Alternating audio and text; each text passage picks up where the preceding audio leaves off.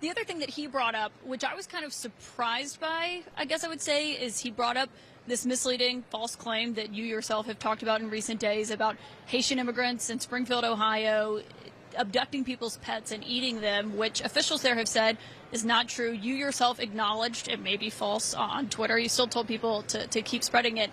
But Trump just amplified it to tens of millions of people who were watching. Why push something that's not true? Well, first of all, city officials have not said it's not true. They've said they don't have all the evidence. They said they have no evidence. We've heard from a number of constituents on the ground, Caitlin, who both firsthand and secondhand reports saying this stuff is happening. So they very clearly, meaning the people on the ground dealing with this, think that it is happening. And I think that it's important for journalists to actually get on the ground and uncover this stuff for themselves when you have a lot of people saying, my pets are being abducted, or geese at the city pond are being abducted and slaughtered right in front of us. Yeah, I got you, JD. You know, a lot of those same people were abducted by aliens too. They have firsthand and secondhand reports of alien abductions happening in Ohio. We must take this seriously, bring it to a presidential debate stage. There's no credible evidence anywhere, but that doesn't mean there's no evidence inside of the minds of those who have been abducted. I'm trying to keep a straight face with this kind of reporting. With millions watching and many people benefiting from this program called Indisputable, we just need 1% of the viewers to become a paid member so we can continue to bring this content to you. Now back to the show. Put it up full mass. Here's what he said. Here's what JD said. JD Vance himself said, quote, months ago, I raised the issue of Haitian illegal immigrants draining social services and generally causing chaos all over Springfield, Ohio. Reports now show that people have had their pets abducted and eaten by people who shouldn't be in this country. Where is our border czar? Question mark. Now, because of this, Trump amplified the idea to millions last night, as we saw earlier in the show. Of course, a whole slew of people have jumped on the bandwagon since Vance began talking about this. Senator Ted Cruz posted this. Please vote for Trump so Haitian immigrants don't eat us. See? One person can't take it anymore. Here's Eric Swalwell speaking to Congress. What in the hell is this? The chairman tweets, protect our ducks and kittens in Ohio because he goes down some crazy rabbit hole, completely debunked that aliens are eating pets? My God. Are you okay, Mr. Chairman? Because last year, for a very long time, you tweeted and promoted Kanye West as he was calling for genocide against the Jews, and you kept it up. And now, when we have victims coming here, you're tweeting this nonsense. I don't know why you would do this. I hope you're okay.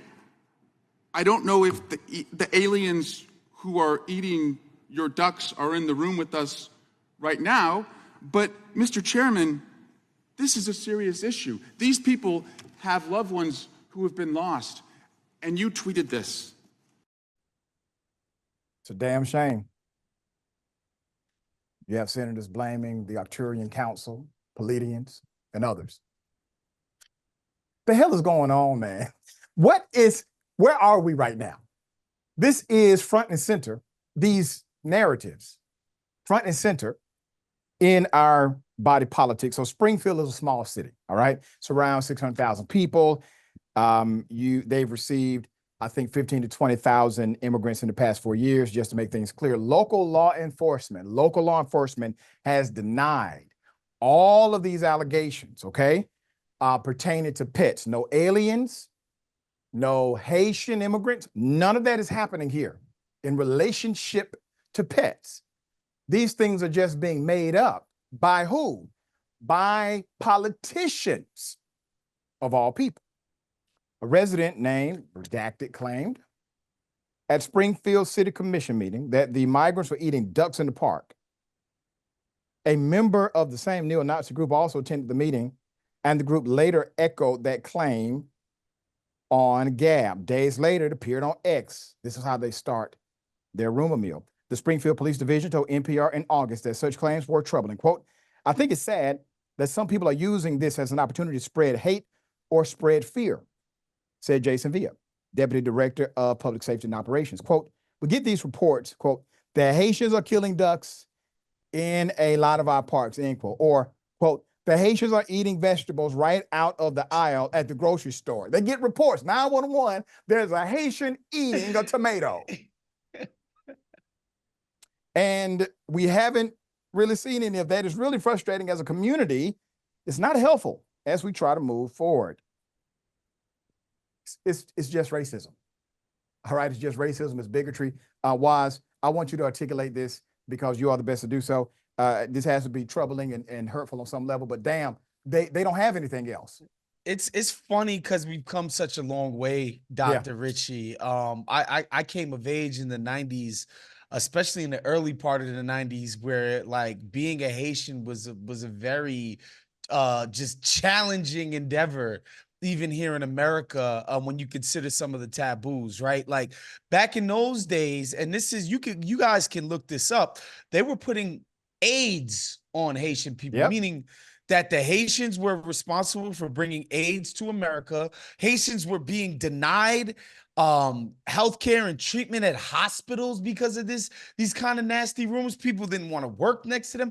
All kinds of crazy things, discriminatory, hateful things being said about Haitians, right? This is like an actual history. Haitians had to march in New York City for the right to not be discriminated against in emergency rooms and hospitals. Like, this is all documented fact. You can go out and look this up. But we've come such a long way, Dr. Richey. I'm sorry, I can't help but laugh at these baseless and ridiculous claims that Haitians are out there eating cats and dogs. And I mean, I might have picked an apple out of a produce section in my day, but hey, man, listen, this is all just ridiculous, and it shows like the flailing nature of the Republican campaign, man. Like, people who have Senate races, House races, obviously Donald Trump, these guys feel like they're in trouble right now and they're running scared. Yeah, this also shows our need to invest way more in public education.